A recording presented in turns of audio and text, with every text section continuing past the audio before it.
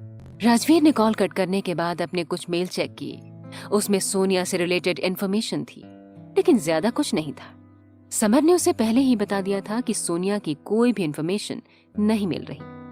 तब राजवीर ने रॉकी को इस काम पर लगाया था, पर रॉकी भी उसके बारे में ज्यादा कुछ पता नहीं कर पाया। राजवीर ने गहरी सांस ली और वापस रूम में आ गया। उसने रूम में आकर देखा तो इश्की मूवी देखते हुए ही सो गई थी। शायद ऐसा दवाई की वजह से हुआ था। राजवीर आराम से उसके पास गया और उसके पास से लैपटॉप को दूर करके बंद कर दिया। फिर इश्की को अच्छे से सुलाकर उसके ऊपर ब्लैंकेट डाल दिया। फिर उसके सिर पर किस करके और उसे देखते हुए धीरे से बोला, बदमाश लड़की। नेक्स्ट डे राजवीर रॉकी के साथ अपने ऑफिस के कैबिन में बैठा हुआ था। उसके हाथ में रॉकी द्वारा सोनिया की लाई हर इंफॉर्मेशन थी। सारी चीजों को पढ़ने के बाद राजवीर बोला, इस इंफॉर्मेशन से साफ साफ पता चलता है कि इस लड़की की असली पहचान सोनिया नहीं थी, बल्कि कुछ और ही थी। जिस जगह पर उसकी डेड बॉडी मिली वहां से कुछ पता चला? रॉकी बोला, सर हमने ऑलमोस्ट पूरी जगह को छान मारा, लेकिन वहां किसी ने भी उस डेड बॉडी को लाते हुए नहीं देखा और ना ही कोई सबूत मिला। सोनिया के पोस्टमार्टम से भी यही पता चला है कि उसकी मौत चाकू लगने की वजह से हुई थी। और कमाल की बात यह है कि उस जगह पर हमें एक चाकू तो दूर कोई नुकीली चीज भी नहीं मिली जिससे इंसान को मारा जा सके। राजवीर सोचते हुए बोला, इसका मतलब यही है कि उसका मर्डर हुआ है, और ये मर्डर किसी ऐसे इंसान ने किया है जिसे मेहर और सोनिया के बारे में पता था, और उसे ये भी पता था कि मैं सोनिया को रोकने की कोशिश करूंगा। समर बोला, पर ऐसा कौन हो सकता है? I mean, हमारे कितने सारे दुश्मन हैं, उनको ये सभी इंफॉर्मेशन निकालने में बहुत टाइम लग जाता, और अगर वो ऐसा कुछ करते तो हमें पता चल जाता। राजवीर बोला, कोई तो है, कोई ऐसा जो हमारे बहुत करीब है। कपूर कॉरपोरेशन। तंज अपने ऑफिस के कैबिन में बैठा था। उसे रह रहकर उस फोन कॉल की याद आ रही थी जिसे राजवीर ने उठाया था। उसने बहुत कोशिश की, लेकिन उसे इश्की से रिलेटेड और ज्यादा इन्फॉर्मेशन नहीं मिल पाई थी। ऐसा लग रहा था जैसे कोई जानबूझकर उसकी आइडेंटिटी को हाइड कर रहा हो। फिर तंज इश्की से जुड़ी हुई सारी कड़ियों को जोड़ने लगा।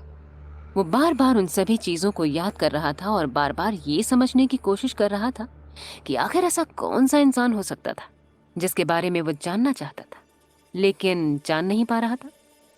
और वो इंसान जब चाहे तंज से कांटेक्ट कर सकता था। उसने तंज को गिफ्ट भेजकर ये भी साबित कर दिया था, और साथ ही तंज को ये भी बता दिया था कि इश्की सिर्फ उसकी है, तो उससे अलग रहने में ही तंज की भलाई थी। सभी बातों को सोचने के बाद अचानक से तंज के दिमाग में कुछ खटकने लगा और उसकी आंखों में चमक आ गई, जैसे कि उसने कोई पहेली सुलझा ली हो।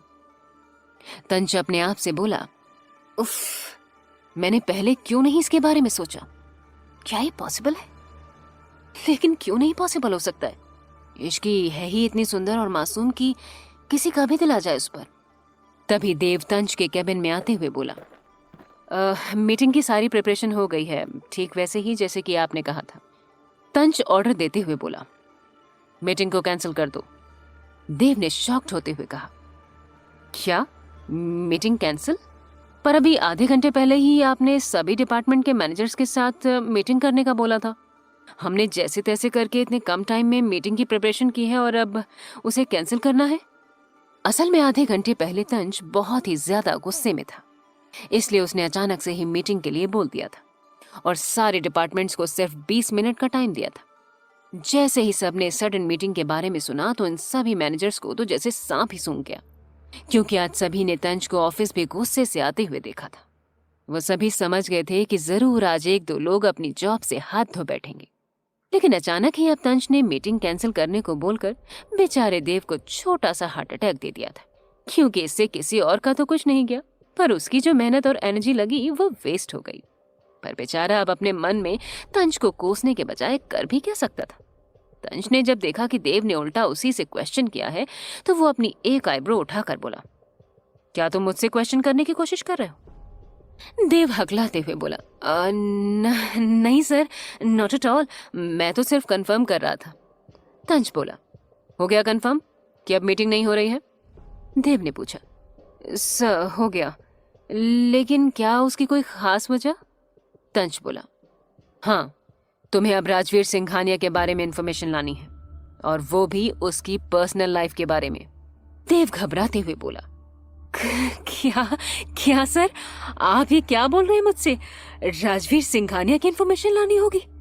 सर, आप नहीं चाहते हैं कि मैं जीऊं तो आप ऐसे ही मुझसे बोल दीजिए, मैं सुसाइड कर लेता हूं। आप मुझे मौत के मुंह में भेजने का खतरा मोल क्यों ले रहे हैं? देव आगे बोला। मैंने तो सुना है कि राजवीर सिंघानिया के कनेक्शन माफिया वर्ल्ड से भी है। जब तक मुझे उनके बारे में कुछ पता चलेगा तब तक वो मुझे ठिकाने भी लगा देंगे। उसने एक ही सांस में सब कह दिया।